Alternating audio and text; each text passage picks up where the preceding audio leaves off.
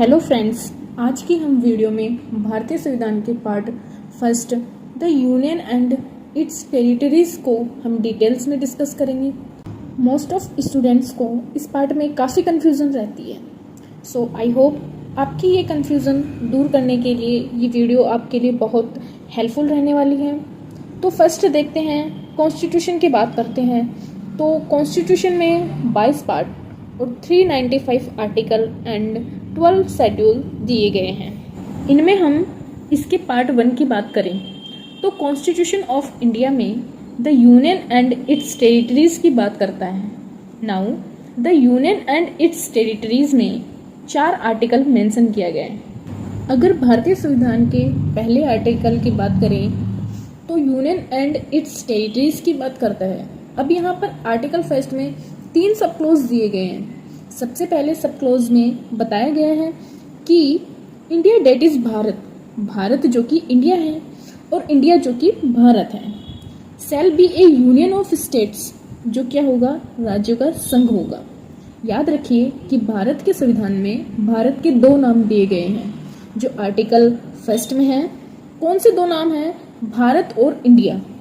अब सबसे इम्पोर्टेंट इसमें ये याद रखना है कि आर्टिकल फर्स्ट में भारत को राज्यों का संघ, यूनियन ऑफ स्टेट्स कहा गया है, जबकि अमेरिका का जो संविधान है फेडरेशन राज्य है, लेकिन भारत का संविधान यूनियन ऑफ स्टेट है, ना कि फेडरेशन ऑफ स्टेट है।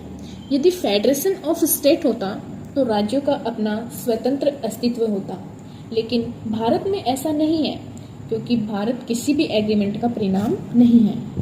आर्टिकल फर्स्ट कहता है कि भारत यूनियन ऑफ स्टेट, राज्यों का संघ है, केवल प्रशासनिक सुविधा के आधार पर अपने अपने राइट्स बांटे गए हैं। सेंट्रल द्वारा और स्टेट में राइट्स का बंटवारा किया गया है। उनके स्वयं की संप्रभुता की कोई बात नहीं की गई है, उनके स्वयं की सॉवर्निटी की कोई बात नहीं कही है। इसलिए भारत का जो संविधान है वो यूनियन ऑफ स्टेट है। अब नेक्स्ट आर्टिकल फर्स्ट के क्लॉज 2 दिया गया है कि the state and the territories, राज्य व उनके राज्य क्षेत्र, thereof shall be a specified in the first schedule, राज्य व उनके राज्य क्षेत्र वे होंगे जो फर्स्ट शेड्यूल में पहली अनुसूची में दिए गए हैं। आर्टिकल फर्स्ट का क्लोज ये कहता है कि राज्य होंगे और केंद्र शासित प्रदेश होंगे, लेकिन राज्य कितने होंगे, केंद्र शासित प्रदेश कितने हैं या स्टेट कितने हैं, इनके बारे में प्रोविजन संविधान के फर्स्ट शेड्यूल में दिया गया है। और इसमें देखने को मिलता है कि भारत में 28 स्टेट हैं और 8 यूनियन टेरिटरीज हैं। ये फर्स्ट शेड्यूल से पता चलता है। तो सब क्लोज 2 में केवल इतना बताया है कि राज्य और संघ राज्य क्षेत्र उतने होंगे जो पहली अनुसूची यानी फर्स्ट शेड्यूल में दिए गए हैं।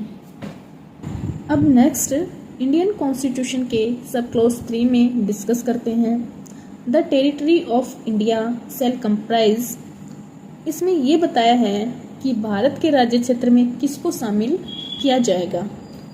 तो क्लोज 3 के अकॉर्डिंग 3 तरह के कॉन्सेप्ट को या 3 तरह के क्षेत्रों को इंक्लूड किया गया है। टेरिटरीज ऑफ स्टेट्स, राज्य के राज्य क्षेत्र को, the union territories specified in the first schedule, पहली अनुसूची में स्पेसिफाई किए गए यूनियन टेरिटरीज को, and such other territories as may be acquired. लेकिन सबसे इम्पोर्टेंट यहाँ पर याद रखने वाली बात ये है कि प्रेजेंट में भारत में एक्वायर्ड टेरिटरीज नहीं है। प्रेजेंट में 28 पूर्ण राज्य और 8 केंद्र शासित प्रदेश हैं। देखिए, भारत की आज़ादी के बाद काफ़ी सारे क्षेत्रों को एक्वायर्ड करके भारत में शामिल किया गया, जैसे दादर नगर हवेली, सिक्किम, गोवा, ये भारत में कभी एक्वायर्ड क्षेत्र थे। तो भारत में किसको शामिल किया जाएगा, ये आर्टिकल सब क्लोज 3 में देखने को मिलता है। इसके बाद कॉन्स्टिट्यूशन ऑफ इंडिया में आर्टिकल 2 इंक्लूड किया गया, जिसमें एडमिशन और एस्टेब्लिशमेंट ऑफ न्यू स्टेट, नए राज्यों का प्रवेश और नए राज्यों की स्थापना की बात करता है। पार्लियामेंट में बाय लॉ, संसद विधि द्वारा एडमिट इनटू द यूनियन और establish new states on such terms and conditions as it thinks fit. Parliament जो है वो ऐसे टर्म्स और कंडीशन पर जो वह उचित समझे संघ में नए राज्यों की स्थापना कर सकेगी। अब दोनों में डिफरेंस क्या है? नए राज्यों का प्रवेश व नए राज्यों की स्थापना। तो देखिए, भारत के पड़ोसी देश पाकिस्तान है, नेपाल है, चाइना है, भूटान है, ये कंट्री हैं। ये जो कंट्री है इंडिपेंडेंट कंट्री है। इन सभी का अपनी ऑटोनॉमी है, अपना प्रशासन है। लेकिन अगर कभी ऐसा होता है कि कोई भी देश भारत से आकर मिलना चाहता है, तो इंटरनेशनल अंतर्राष्ट्रीय जितने भी संबंध हैं, अगर दो देशों के मध्य संबंध हो जाती है तो भारत के साथ, जैसे एग्जाम्पल के तौर पर हम भूटान ले लेते हैं। भूटान की अगर भारत के साथ में संबंध हो जाती है और ये भारत में मिल जाता है तो भारत संघ में नए राज्यों का प्रवेश होगा। और नए राज्यों की स्थापना यदि पाकिस्तान का भारत के साथ में युद्ध हो जाता है और हम पाकिस्तान के सिंध क्षेत्र को अपने कब्जे में ले लें, अगर इसे राजस्थान में मिला दिया जाए या न मिलाया जाए तो इसे भारत के स्वतंत्र राज्य के रूप में स्थापित किया जा सकता है। तो एडमिशन और establishment of new states Indian constitution के आर्टिकल 2 में दिया गया है। आई होप आपको यहाँ तक क्लियर है। इसके बाद हम नेक्स्ट आर्टिकल 3 पर डिस्कस करते हैं। Formation of new states and alteration of areas, boundaries और नेम ऑफ एग्जिस्टिंग स्टेट्स। नए राज्यों का निर्माण किया जा सकता है। राज्यों के क्षेत्रों, सीमाओं और नामों में परिवर्तन किया जा सकता है। पार्लियामेंट में बाय लॉ। अब देखिए, सेक्शन 3 क्लॉज 1 में दिया गया है कि from a new state by separation of territory from any state or by uniting 2 or more states or parts of states or by uniting any territories to a part of any state. तो एक राज्य को अलग करके दो राज्य बनाए जा सकते हैं, दो राज्यों को मर्ज करके एक राज्य बनाया जा सकता है, या फिर दो राज्य के थोड़े थोड़े क्षेत्रों को मिलाकर कोई नया राज्य भारत के अंदर बनाया जा सकता है। इसके सेकंड क्लॉज बी में दिया गया है, increase the area of any state. किसी राज्य का क्षेत्र इंक्रीज किया जा सकता है। Diminish the area of any state. किसी राज्य का क्षेत्र घटाया जा सकता है। Alteration the boundaries of any state. किसी भी राज्य की सीमाओं में परिवर्तन किया जा सकता है। Alter the name of any state. किसी भी राज्य के नाम में परिवर्तन किया जा सकता है। आर्टिकल 3 के अकॉर्डिंग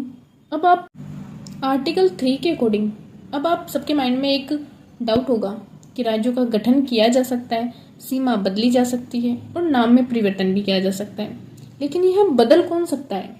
ये पावर किसके पास है? तो ये जो पावर है ये इंडियन पार्लियामेंट को दी गई है। आर्टिकल 2 के तहत जो पावर है वो भी इंडियन पार्लियामेंट के पास है और आर्टिकल 3 के तहत भी जो पावर है वो भी इंडियन पार्लियामेंट को दी गई है। भारत की संसद पार्लियामेंट दो राज्यों को मर्ज करके एक राज्य बना सकती है, एक राज्य को डिवाइड करके दो राज्य बना सकती है। तो इस प्रकार पार्लियामेंट को ये राइट्स दिया गया है आर्टिकल 3 के तहत कि वो भारत में राज्यों के नाम में परिवर्तन कर सकती है, सीमाओं में परिवर्तन कर सकती है। अब अगर पार्लियामेंट में ऐसा कोई भी बिल लाया जाता है तो वो राष्ट्रपति प्रेसिडेंट की पूर्व अनुमति से ही लाया जा सकता है। प्रेसिडेंट की पूरी अनुमति के बिना पार्लियामेंट में आर्टिकल 3 से संबंधित कोई भी बिल नहीं लाया जा सकता। लेकिन सबसे इम्पोर्टेंट बात ये भी है जो आपको याद रखनी है, जो प्रस्ताव पार्लियामेंट में लाया जाएगा वो प्रस्ताव पार्लियामेंट राज्यों को प्रस्ताव भेजेगी, लेकिन इसमें पार्लियामेंट राज्यों की सहमति के लिए बाध्य नहीं है। वो पार्लियामेंट जो है राज्यों को प्रस्ताव तो भेजेगी लेकिन इसके लिए वो बाध्य नहीं है। राज्यों को ये फॉर्मेलिटीज के तौर पर ये भेज दिया जाएगा कि हम आपके राज्य से डिवाइड करके नया राज्य बना रहे हैं या दो राज्यों को मर्ज करके एक राज्य बना रहे हैं। राज्यों को यह प्रस्ताव भेजा जाएगा लेकिन राज्यों की बात सुनने के लिए या मानने के लिए इंडियन पार्लियामेंट बाध्य नहीं है। कहने का मतलब कि भारत की पार्लियामेंट भारत के मैप को कभी भी चेंज कर सकती है। इसके बाद पार्ट 1 के आर्टिकल 4 में दिया गया है कि laws made under articles 2 and 3 to provide for the amendment of first and fourth schedule and supplemental, incidental and consequential matters.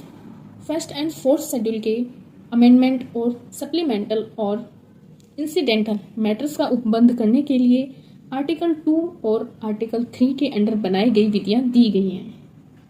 Article 4 के अकॉर्डिंग अगर आर्टिकल 2 में, आर्टिकल 3 में अगर कोई भी चेंजिंग करनी है हमारी पार्लियामेंट, तो amendment of this constitution under article 368 नहीं माना जाएगा। अगर पार्लियामेंट 4 के अकॉर्डिंग, आर्टिकल 4 के अकॉर्डिंग आर्टिकल 2 और आर्टिकल 3 में कोई भी चेंजिंग करती है तो वो 38 अमेंडमेंट नहीं माना जाएगा।